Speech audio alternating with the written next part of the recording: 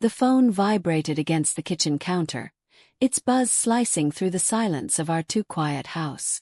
I froze, coffee mug halfway to my lips, as the screen lit up with a name. Evan. Not a contact I recognized. The message preview glowed. Miss you already. Last night was. My stomach lurched, a cold fist twisting inside me. Claire, my wife of 8 years, was on her reflection week. A solo trip to find herself at a cabin in the Adirondacks. She'd left 3 days ago, her suitcase packed with deliberate care, her smile soft but distant. Thought it was stress. I'd thought it was her needing space. Now, the phone's glow felt like a spotlight on a truth I wasn't ready to face. I set the mug down, the ceramic clinking too loudly against the granite. My hands trembled as I picked up her phone. Left behind, she'd said, to unplug. The passcode was our anniversary. 0617. The screen unlocked, revealing a thread of messages that stretched back months. Evan. Can't stop thinking about you at the office today. Claire, you're dangerous. I'm supposed to be working. A winking emoji. Heart. My chest tightened, each breath shallow and sharp, like I was inhaling glass. I scrolled, my thumb moving faster, chasing the truth through flirty banter, late-night confessions and photos. Her hand on a man's arm, a dimly lit bar, a selfie with a stranger's lips brushing her cheek. The kitchen felt smaller, the walls leaning in. The hum of the fridge was a low growl, mocking my naivety. I'd trusted her. When she'd suggested this retreat, her eyes glistening with something I'd read as vulnerability, I'd nodded, supportive, encouraging. Take the time you need, I'd said, kissing her forehead. Now those words tasted like ash. Had she been planning this all along? Was reflection just code for betrayal? I sank into a chair, the wood creaking under my weight. My mind raced, stitching together fragments of the past year. Her late nights at the law firm, her sudden interest in weekend yoga retreats, the way her laughter had started to sound rehearsed. Each memory was a pinprick, sharp and cumulative. But doubt crept in, whispering, maybe it's not what it looks like. Maybe Evan's just a friend.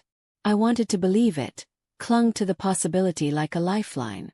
Claire wasn't cruel. She was the woman who'd cried with me when our dog died, who'd stayed up all night perfecting my resume when I lost my job. Could that same woman lie so effortlessly? The front door rattled, and I flinched, nearly dropping the phone. Mark! Claire's voice, bright and familiar, echoed from the foyer. My pulse hammered. She wasn't supposed to be back for 4 days. The kitchen clock ticked, each second a countdown to confrontation. I shoved the phone into my pocket, its weight burning against my thigh, and stood as she appeared in the doorway, her cheeks flushed, her auburn hair wind-tangled. She looked happy. Radiant even. The sight twisted the knife deeper.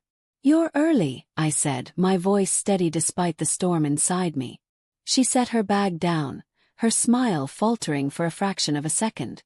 Yeah, I missed you. The cabin was great, but I wanted to come home. Her eyes darted to the counter, where her phone had been.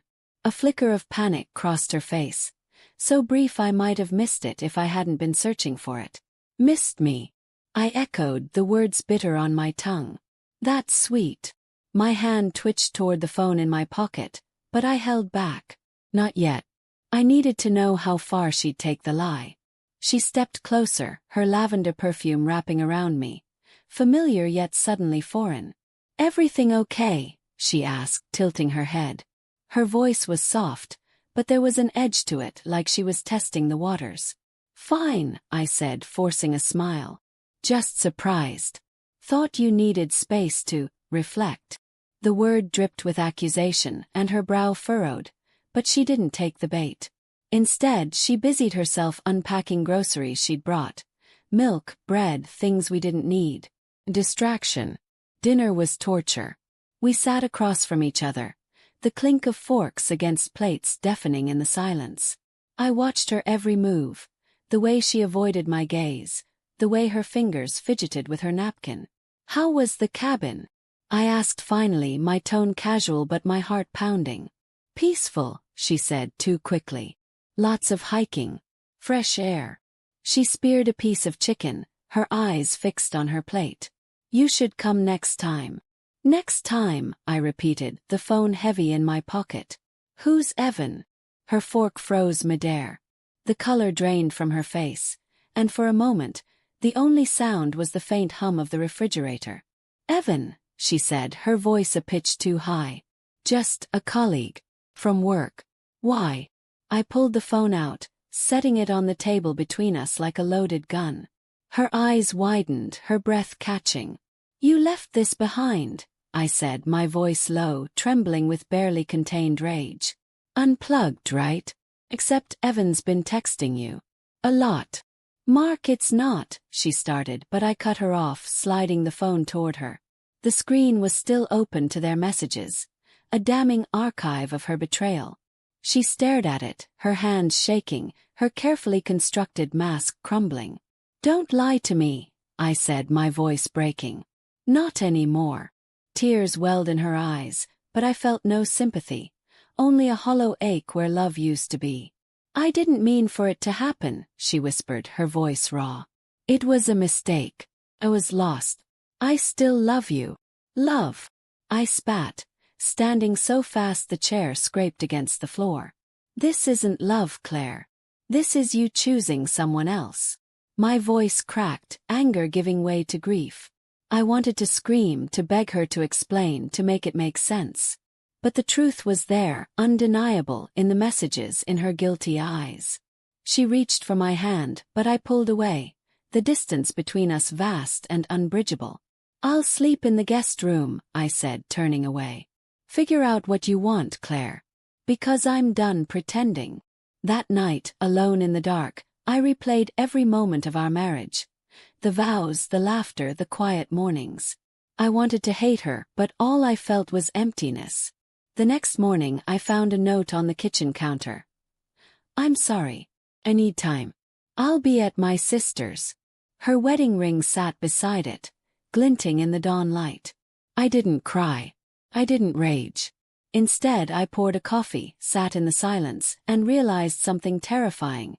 The house felt lighter without her. For the first time in months I could breathe. And as I sipped my coffee, a single thought crystallized, sharp and cold. I was better off alone.